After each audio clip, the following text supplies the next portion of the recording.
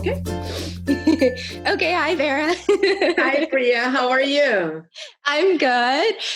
So I know you have a drink here. I would love to. You were going to tell me a little bit about it. So you drink a lot of Coke?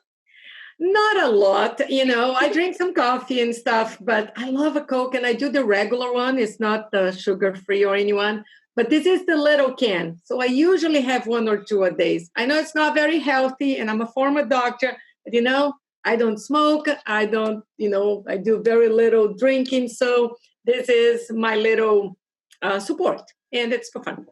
Yeah. And whenever I drink soda, I actually don't drink a lot of soda, but when I do, it's always the regular kind too. Well, and as a doctor, I'm just going to say your liver knows sugar, the natural sugar. When we do a lot of the other things is not the right thing. And then your liver has to work more. So when you do the sugar, do the right one.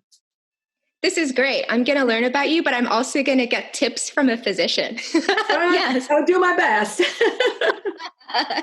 As you know, I just wanted to take some of this time when we're all working from home to get to know some of my fellow Rotarians a little bit better. So thank you so much Oh, my pleasure.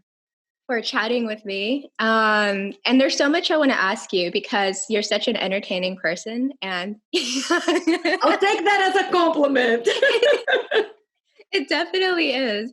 And I feel like I know a little bit about you, but there's so much more to learn about Vera Packard. Let's start with, I know you moved here from Brazil. Yes. But I'm not sure when. So I would love to hear your kind of Brazilian background. Tell me about your life in Brazil before you moved to the US. Yes. So in Brazil, I was a breast cancer surgeon. I lived in different parts of Brazil for the past 15 years before I moved here in December of 2003. So before that, I was practicing as a breast cancer surgeon. I would specialize in breast disease. I work in a nonprofit cancer hospital and I had my private clinic. So I was a doctor for like 20 years and had a lot of patients, a lot of friends, was very well known in my hometown, even had a little TV show like this one, but it was live. I would go. You had a TV show? Not mine. It was once a week, and I would go there every Wednesday for like 8 to 10 minutes. In the beginning, was just answering medical questions, and after became like a Dr. Phil thing. You're my idol. For 4 years. So I'm okay with being in front of the camera. I don't mind. I have experience. But I practiced for 20 years, had lots of patients. I was training residents in Brazil to become breast surgeons and specialists for breast disease in general.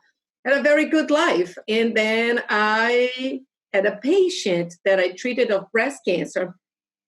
And she invited me to join Rotary.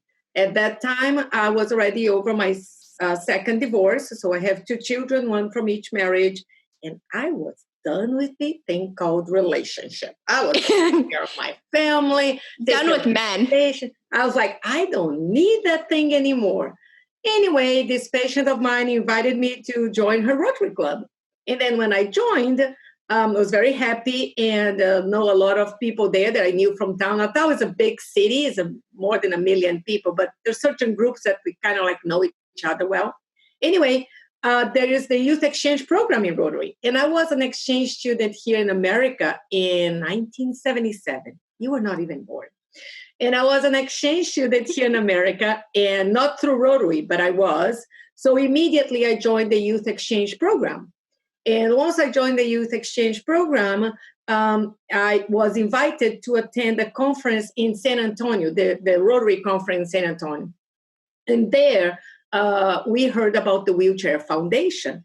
And interesting enough, there was a girl, her name is Maureen. She was a Swiss girl that had a ski accident. She wanted to be an exchange student, but she had a ski accident and she was tetraplegic. She couldn't move. So Rotary governor from Florida, Rick Russell, decided to sponsor her to come to America with a chaperone, another beautiful girl, to then promote the Wheelchair Foundation. So the very beginning of the Wheelchair Foundation. And of course, then, I made good friends I talk about the exchange students, they do a lot of pins. So I have plenty of these pins. I just put a few here today. My Paul Can Harris. You show us what is each that's one? my Paul Harris pin. That's my official Rotary. That's the one that has the Brazilian flag and the American flag. And that's the one that celebrates 100 years of Rotary for the Chicago Convention that I was there. Wow. So anyway, we exchanged stuff, and then there was a big dinner on one of these days there. And then the chaperone for Marine just grabbed my hand and said, how would you like your club to receive a container of 240 wheelchairs? And I looked at her and I said, my English is good, but it's not that good. Can you repeat? Did I miss something? Did you say what I thought you did? Grabbed my hand. She put me in front of Rick Russell from Florida and said, just give the container to her. And I had no idea what they're talking about. I didn't know. Long story short, Rick had told her that the youth exchange officers are the best officers that he knows in Rotary. She loves the youth exchange program. And he said, find a good third world person from the youth exchange program. I have a 240 wheelchair container to send. Anyway, I went back home, and Brazil is very complicated with bureaucracy. What happened was I worked for a cancer hospital that's also a nonprofit. And then I went to the superintendent and I said, what can we do? Because Rotary didn't have all the paperwork to receive that container. And then I worked with the hospital. The hospital had all the bureaucracy paperwork. Brazil is a corrupted country, but there are certain things that they're trying to do right.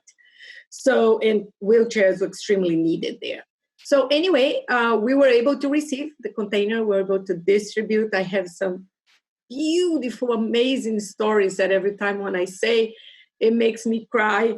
And I'll share just one very briefly. Yes, there was a gentleman so the Wheelchair Foundation want to make sure that you really deliver these wheelchairs to people that really need. And when you go to third world countries and some areas that can be tricky, people can then just disassemble the wheelchair and do something or distribute for political reasons. I didn't want that to happen. So everybody had to come to the club somehow to receive. And I would take a picture. The Wheelchair Foundation wanted a picture of the recipients. Oh, I sent back 240 pictures, just so you know. And at the time, Chris Lewis, who was working with Mark, my husband now, said that I was the only recipient that sent the 240 pictures. But anyway, I was taking a picture of this gentleman. He was like 36, 38 years old. He didn't have any, the bottom of his legs. He lost both of his legs. I was taking a picture while the meeting was going on. And then he held my hand and he said, what is Rotary? And I said, well, we're a group of professionals. We get together all over the world to help the communities in many different ways. And this is an opportunity that we got these wheelchairs to help people here in Brazil. And that's what we do. I'm going to cry again. It's been, I don't know, almost 20 years, and it doesn't fade. And then he held my hand and he said, would you please never stop? Oh. So Rotary it was already a good thing of my life of doing community service and meeting a lot of friends, but then it just got under my skin in the best way possible. And then to make this long, very story short, on the next year I was invited to a ceremony in Barcelona for the Rotary Convention, where the Wheelchair Foundation, the Rotary Foundation had a big ceremony, and because I had a container to be there. That's when I met my husband. Mark was working for the Wheelchair Foundation at the time. And you asked for a funny story. So now here comes the funny story. Yes, I did. Yeah, we were in the backstage talking, and there was another Rotarian, very gregarious and very funny. And, oh, Darren, you should come to visit me in Los Angeles. And then you go later and you can visit other people in San Francisco. And Mark was listening to this. And then he looked at me. Now his words were like, wow, I need to know that woman. And then, anyway, long story short, we start talking. And then he said, yeah, you can come and visit Mark in California, blah, blah, blah. And then in Brazil, when you wear... So this was in Barcelona. Barcelona. In Brazil, when you wear a diamond ring, it doesn't mean anything. We wear a band. So a band on your right hand means you're engaged. On your left hand, you're married. So at that time, I had a diamond ring on my finger that didn't mean anything. So we start talking, and then Mark started talking to me, and he's very charming and very handsome and talking. It was very nice. And then we were preparing to get on the stage with many other people from other parts of the world with a wheelchair and the flag of their countries. Beautiful ceremony. And I was there already for 4 days. I was leaving Barcelona that day right after the ceremony. And then he said, oh my gosh, and Mark is very shy. For him to say that is because he says that after talking to me, he said, I want to marry this woman. I want her. Wow. And he must have really been just enamored with you to even come up to you in the first place and be like, I want to talk to that woman. And I don't know why, Priya. All I say is like, he's very shy. But then he said, well, you're so beautiful. Do you have a sister or a cousin? And I don't know why either. Why is he asking me that? I know. Well, when I told you I was done with relationship, right? I went to a Rotary convention to take care of other things. I was done. And then I said, and then I looked and I said, is there anything wrong with me? And then he got my hand and he said, you're married. I said, I'm not married. This is just a ring that I have. It was another one. This he gave to me. But it was another one. And he said, oh, in America, when you wear a diamond like that, it means that you're married on your left hand. I said, I'm not married at all. I've been divorced. And he said, and when are you leaving? Going back to Brazil? I said, this afternoon, right after this. So anyway, very long story. We communicate with each other the next year. This was in June. The next year, in February, he went to visit me in Brazil. So that was 2002, 2003, he went to visit me in Brazil. I came here, we went together to Australia. And then in December 4th, 2003, I moved here with 2 kids and 5 suitcases. And that's my life, my story. That's why I'm in Rotary. And I'll be in Rotary forever. Wow. And was Mark from this area originally? Mark is originally from Indiana, but he moved here because Chris Lewis at the time was one of the directors of the Wheelchair Foundation. And they are best friends. They've been friends for a long time. And Chris invited him to come and help him with the Wheelchair Foundation. So he was already working here. Oh, wow. So even his Rotary connections brought him to the Bay Area from Indiana. Absolutely. It's all about Rotary. And that's what I tell people. I'm already an American citizen, but if they don't like me, they have to blame Rotary. Send a letter to Chicago. I have nothing to do. So I'm going to share my screen real quick so we can take a look at some of the pictures you sent me. Sure. Okay. Hope this comes through in the video, but I'm sure it will. Okay. So give us, a short 10-second overview of each picture. Sure. So this was a celebration in the church. I had a party and I had a church celebration for my 40th birthday. So this was the one that's my son at the time. So this was almost 20 years ago. And my little daughter, my son Tiago, my little daughter Mac, and we were in the church before going to the big party. I love to celebrate my birthday, so that's what it was. Oh, and this was in Brazil? Yes, this was in Brazil. And the next picture is one with my mom. And that was, that was in the big party, the celebration that we had. It started at 10 o'clock in the evening and finished at 5 o'clock in the morning with a breakfast on the beach. Look at you. You have red hair. How beautiful. Yeah, it was different. I changed my hair a lot because I like to change. I love it. You look really great blonde, too. Thank you. Mark knew what he was pursuing. I changed my hair a lot so he doesn't need to change wives. He just sees something different.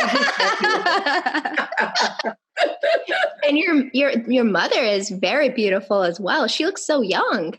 She did. She was 60 at the time. She just turned 80. And you will have a picture there that's very recent. The last picture, one of the ones I sent you when I went in January for her 80th birthday. So real quick before I go there. So where in Brazil are you from?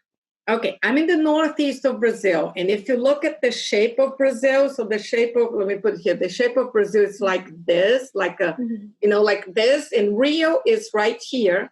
The Amazon forest is here. So here's Natal, is the closest place to Africa. So it's like on the corner of Brazil, right on the northeast of Brazil, with white sand dunes and freshwater lagoons and beaches. And it's very beautiful. Wow. Okay. Yeah. So that's the family. That's my husband, Mark, my son, Tiago, and his wife, Georgia, that's from Brazil as well, in the yellow dress. And then my daughter, our daughter, Mac. And now Tiago is 36, Mac is 25, and our little dog, Neno. And this was a few years ago. I wanted to get a picture that they were behaving. The other picture you're going to see that's more recent, how crazy my kids can be. Yes. So when I ask for something fun, they just do it. So that's my family. I love it. Oh my gosh. When is this picture from? This was our Thanksgiving a couple of years ago. Okay. And this was just very recent. So my mom in the middle, my brother on the left, and myself and my sister. And I'm the oldest. My sister's 3 years younger than me, and my brother's 8 years younger than me. You guys look pretty different, huh? Yeah. My brother and I think we're a little more similar and go more to my dad's side, but yeah. And your sister looks more like your mom. Yeah, well, some people say that too. And then I made this T-shirt and brought here from America so all the whole family could wear. And that's the whole family with nieces and nephews and some already significant others. Nobody has got married on the nephews and nieces side other than my son, but they have boyfriends and girlfriends that have been there for a while. So that's it. Thank you so much for sharing those pictures. Those are so much fun. You're welcome. You're welcome. So what was it like leaving everything behind in Brazil and coming to live in the US with your new husband? Well, I have to say, and I thank my father all the time, if I haven't been an exchange student, if I haven't had that experience when I was 17 years old, I probably wouldn't have the courage to do. What I also did is I did a portion of, after I finished my residency, I spent a year in London at the Guy's Hospital Breast Clinic there. And that also gave me an experience abroad. So the reason was, leaving a profession and being well-known and everything was hard, but And you were a TV star as well. We can't forget that. But the thing was, I wanted to live a true love story. I wanted my family, my first husband, we were too young. And then he even already passed away on an accident, but he left and we stayed without contact for a while, which was bad for my son, but later he got fine. My second marriage, I got my beautiful daughter, but it was a very difficult one for many reasons, doesn't come. But it's that thing like, I want a true love story. I want to have a family that I can have that. I was very successful professionally. What is the butterflies? Yeah, but I want that. So when I met Mark, he gave me that. And, like a professor of mine in Brazil said, because a lot of people were against, my mom was freaking out. Are you crazy? But he said, Vera, go. If it doesn't work out, everything is here waiting for you. You don't have anything to lose. And things fell into place so easily because my second husband made a lot of difficulties for me to bring my daughter. But everything fell into place, even the judge giving me permission to give her and everything else to bring her. So, but it was very hard. In the very beginning is kind of like, being a doctor for so long, even though I never said what I do is who I am, I never used my job as my identity. But as a doctor, it's very hard not to. And for 20 years, it's very difficult because it gets ingrained in your skin. So the first month was very hard because all of a sudden I was nobody. Right? And why did you have to? I've heard from others as well that when you move here from another country, if they're practicing physicians, they have to give up their practice. Why is that exactly? Is it because you need to get recertified? And to be a surgeon again, I would have to go back to residency. And I couldn't do that. It would be too complicated. I was getting adjusted to so many things. And Priya, the other thing that I would say is like, I do believe in a bigger force out there, even in this craziness that we're living right now. And I don't know, if we call God, if we call the universe, well, it doesn't matter. I do believe. And it's interesting that before even I met Mark, even though my life was okay in Brazil and I was happy, but in my personal conversation with God, and I'm going to put it this way, I had these things like, especially the TV show and other things told me like, I can do something else. I don't need to be a doctor for the rest of my life. I want to do different things. But I couldn't change professions in Brazil. I mean, I could, but it's not like America. So I had this conversation with God out of the blue. It was very intimate, just me and God. And here we are. So I do believe that when that opportunity came, I was already asking for something different somehow. And then it came with love. And I believe that I heard once from a speaker that said, we are on this planet for only two reasons, to learn and to love. And when that opportunity, and this I learned here, but when that opportunity came, my intuition said that I would be doing these two things, right?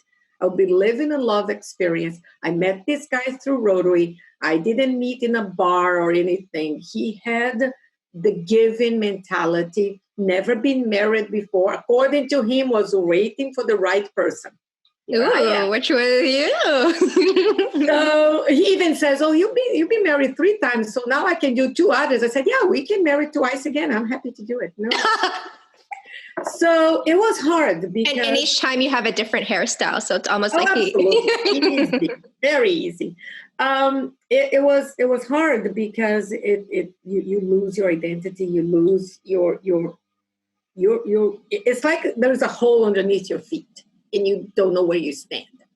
So, but then I was here to learn. Somebody gave me an amazing advice that said, sometimes in life you need to tread water. If you go back to where you were and the things you know. If you tread water slowly and you go to the other side of the pool, you don't know what's out there.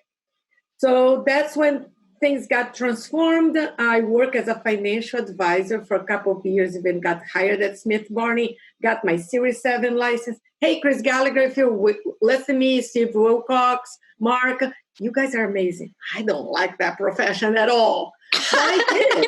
And I got my license. Yeah, it's hard because people don't trust you because people have done some professionals have done so many bad things to people in that industry. That for me was hard because I'm used to people to trust me. I was a doctor. Very different from being a physician. Very different. So surgeon. I couldn't do it. So anyway, but then I remembered, I said, I came here because of Rotary. I started a nonprofit organization in Brazil to talk about awareness of breast cancer in schools, in public places, so to help patients. So I did that. I was like, I need to be in the nonprofit world. And then I came in 2003, so this was in 2008 that, after trying to do the financial advisor thing and other things and not being happy professionally, then I told a friend of mine that's another financial advisor, and she was a sponsor for another nonprofit in Fremont called the Hers Breast Cancer Foundation. And they had, the founder had left the year before, and they were looking for an executive director. They were kind of like almost closing the doors, but they hired me, and we were able to, they had like a less than a $300,000 budget. They were almost closing the doors, no money in the bank. It was very complicated. And then I stayed there for almost 10 years, was able to grow the organization, left some money in the bank. We opened other sites of that service. And then I started looking, I wanted something bigger and something that I could even apply more of my knowledge, something that was more national. And that's when I got hired in October of 2017 to the Lazarus Cancer Foundation. So the journey was hard, but there's nothing out there that we can conquer and be fulfilled without going through hardships and learning the lessons in the process. And I'm a student, and I learned, and I changed, and I transformed, and I learned, and you learned and you loved. Yes, and I do that every day. I hope. I have bad days, don't take me wrong, but I try to do it most of the time. Wow, Vera, we have so much in common. I had no idea in terms of how we view the world. We'll have to continue talking even I after hope this. so. I hope so. I hope so. So you had mentioned, I think it was either at one of our lunches on Zoom or the happy hour, that you have physician friends back in Brazil who are having a very tough time these days. How is COVID-19 and everything that's happening today? How is it impacting you and and LaserX and also your friends and family back home? Well, in the beginning of this was impacting really, in that level, because I have friends, and actually we lost one last week, a proctologist, and she was 70 years old and she passed. I have another vascular surgeon that is on ICU and being on respirator for 2.5 weeks now. And now I have my brother that it is in the hospital. My brother's Really? been sick for 18 days. He's not in ventilator, but he is in the hospital since Sunday, but he's been going south since last Friday.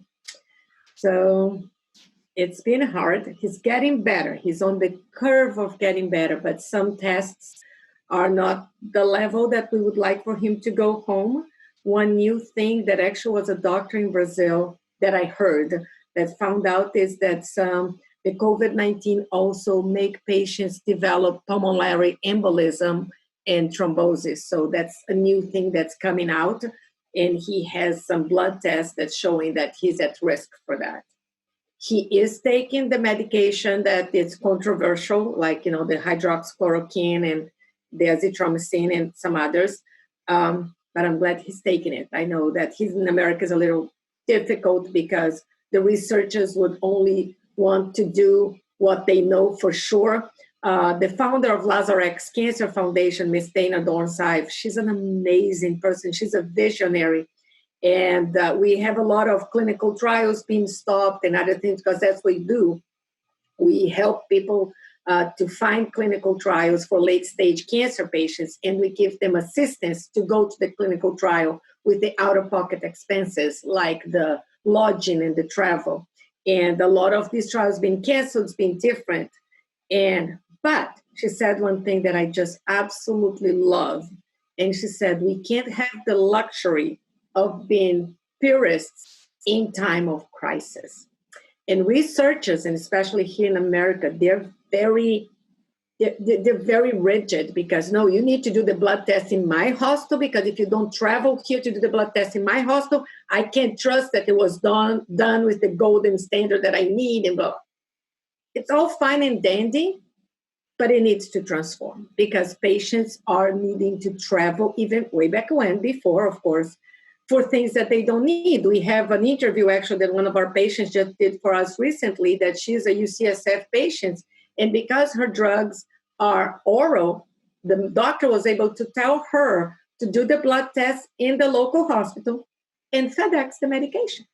So that could have been done for the past 6 months, but the lady had to travel to UCSF every month because that's the way they did.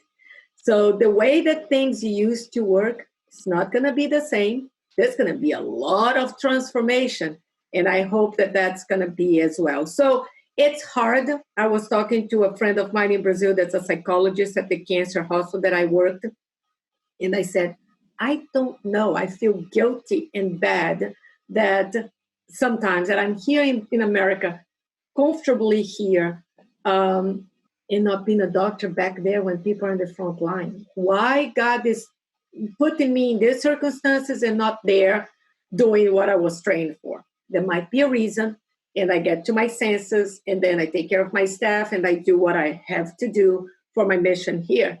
But it's hard hearing my friends over there in the front line and already sick. So, and then now my brother, which is, my dearest brother. Mm. And your But brother is back he's back in Brazil? He's in Brazil. He's in my hometown. He's getting better, but it's not out of risk yet. And there's many things, like a friend of mine, another doctor said, Vera, this virus is writing its own story. We don't know. There's a lot of things that we're finding as it comes. the thing about the thromboembolism and the pulmonary embolism, we didn't know in the beginning. So it's been hard, but I don't know if you saw on my email signature, I have a quote from Maya Angelou that she I said. did. I wanted to ask you about that. So thank you for bringing it up. Yeah, I mean, I need to fulfill my soul. And then I go, and actually I heard that on Oprah and Deepak Chopra meditation. And Oprah said, Maya Angelou said that fear and hope can't occupy the same space. And then Oprah said, which one you're going to invite in? And on my signature, I said, let's choose hope.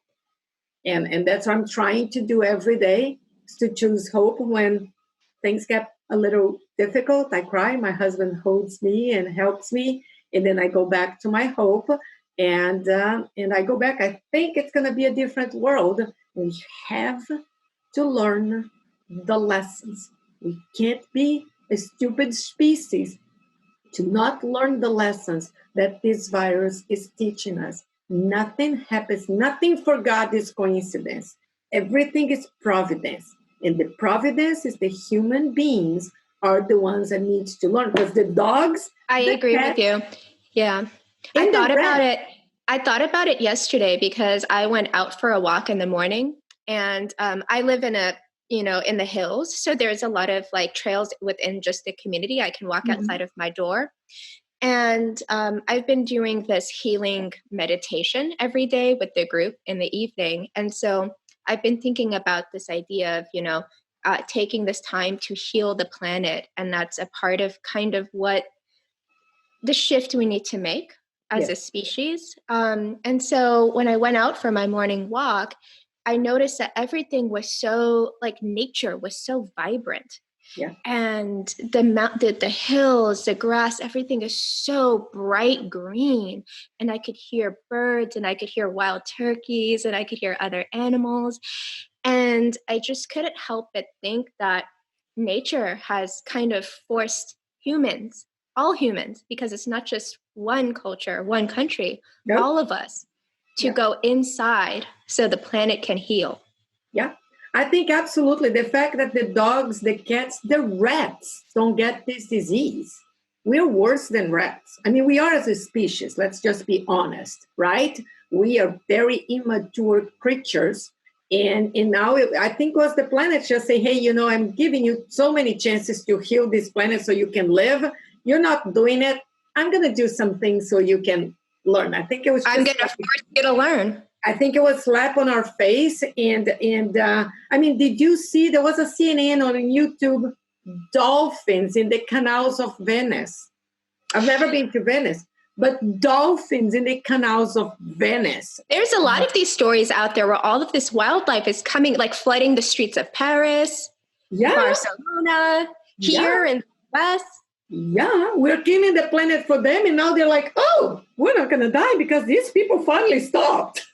Yeah. So, lots of lessons to learn. It's hard, but I don't believe in anything that is not hard to really give the lessons that we need.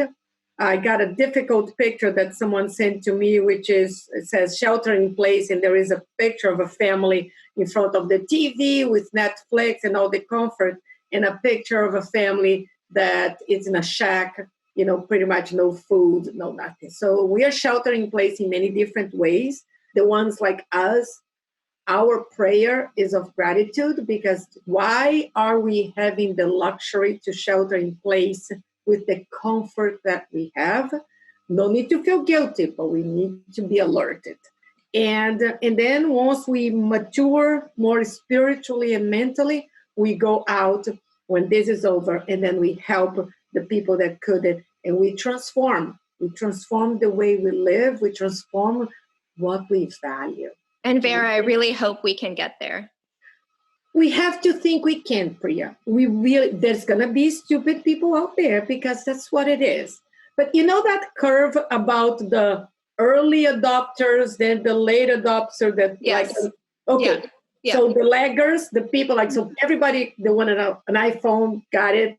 The ones, the 13% that the early adopters and go. Yeah. And then the people that are still trying to use a normal phone. Okay.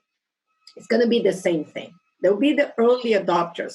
When we have right now, even before this, and I'm going to mention this, not I don't get paid to mention anything about Salesforce, but I'm a huge fan of Salesforce, and I read the Trailblazer book by Mark Benioff, and I absolutely love that.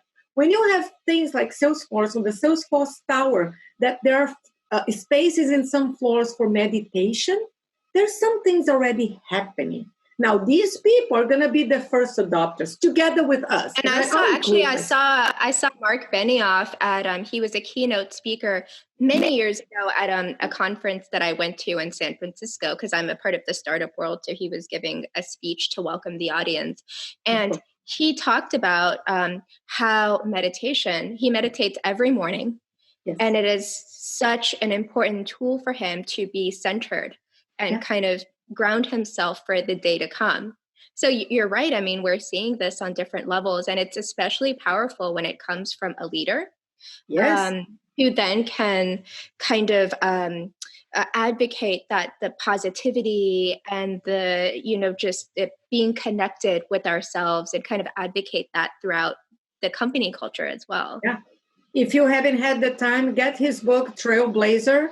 It's amazing. I have given to my whole board, all the board of Lazarex Cancer Foundation last year received as a gift. I always do a gift to the board.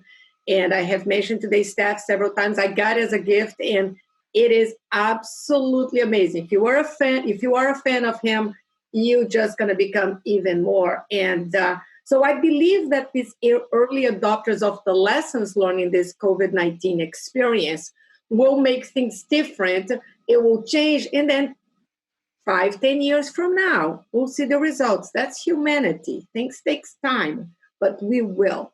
People will do certain things different, and we absolutely will. And I think, and to finish this, so I put to pick up a T-shirt that I have that I bought. I love it. And the reason I put that T-shirt is for two reasons. Because I think, like I said, it's to love, and of course that's the freedom bell. But we need to transform what freedom is, okay? Love, and we need to transform freedom. And freedom, it's about connection. Freedom is about seeing the other, like, what you see, and see what's inside others, and stop these things. Now we know there are no barriers. It really doesn't matter to build walls or not build walls, not to get political here, but really there aren't. And we need to learn and transform. I don't like when people talk about change, because change gets like I love change. I don't mind. If I could, I'll change house every 5 years. I don't mind. But other people, they get really afraid. Most people are afraid of change. It's not about change. It's about transforming. It's bigger than that. Change, you're saying that this is wrong and I'm going to do it this way. Transforming is getting this that was being done another way, putting together, and do it differently. And I think it's all about kind of embracing the heart of what life is. The only constant is change, right? That's it. Nothing is permanent. No doubt. So the more we let go of our kind of desperation to hold on to things, whether they're physical things, whether they're ideologies, whether they're artificial borders, the more we try to cling to those things, the more resistant we are to just embracing the way the world is meant to work. The more we let it go of our consume, of the comfort that we have, what do we really need, right? So the more we let, and it's all about comfort. People don't want to change because they want to stay comfortable where they are. So the more we let that go, the more we will embrace. You're absolutely right. I think you're right. It's about embracing the change to make transformation, and that is kind of like my mantra. That is how I take it every day, and not independent of this crisis, but I'm very thirsty for the lessons that these crises are bringing for me. And I'm eager to learn from everybody else. And I think we need to share and start doing things in a new way that maybe wasn't what we did before, and now it is. And it's just, and then we will be able to enjoy this planet with more respect and then make the difference that we are here for. Because I don't know if anybody told you, but we're all gonna die. We're just here Of for a course. journey. And I love Dr. Deepak Chopra when he says, we're not human beings that has a spiritual life. We're spiritual beings having a human experience. Yes. And I believe that with all my heart. Vera, you're amazing. Oh. I'm sorry, this took so long. I don't know if people can watch that. I don't even want it to end. So I'm serious. We need to keep talking. I'm gonna invite you to be a guest on my podcast too, if you're up for it. I have a podcast absolutely. on the intersection of spirituality and business, and it's exactly everything that you are talking about. I would love, and I will do. And one thing that I will mention in your podcast is about the use of the 4 agreements. Have you ever read the 4 agreements? No. Oh, that's awesome. Yeah. So I'm going to pick up Trailblazer, and then I'm going to find out more about the 4 agreements. You will love it. It's by Don Miguel Ruiz. I have used it in business, and you will love it. I'm happy to talk to you. Priya, you have no idea how honored I am that you asked me. I mean, I love doing these things. I could do it. I just needed to get ready, and I did. And I'm really excited if I can. Once a patient told me, he said, Dr. Vera, I love to see you on TV because you have an easy way to explain things, and it gets easier for us to understand. So I don't think it's something that I have. I think it's a gift that I was given to come this world and use it. So you gave me the opportunity to use this gift for our Rotary people that I love with all my heart. I came back to the club because now I live closer and I can. But I love it because when I do that, I feel like I'm fulfilling a purpose that I was sent to this planet. Well, so, why don't you and I do more of this in the coming year? Let's do some of this stuff together. I'm in with you. Just let me know. You are, like Chris said, you are the visionary, the innovator, and just take me along with you, and I'm happy to use my skills and you're also going to be leading PR, I believe, in the coming year. I know, and I'm a little scared about that, so I need some tools from you. But we'll talk about that because I think if you guide me and if you mentor me, I'm a good student. Well, I'm sure we'll be chatting a lot more. Thank you so much for talking with me, Vera. I really, really, really enjoyed our conversation. Me too. You have a blessed day. I'm going to give you a hug. I know. I wanted to give you a virtual hug too. I'm just giving you a hug. You have an amazing day, an amazing weekend. And eventually we'll go back to our places of work and fun. It's not going to be the same, which is a great thing.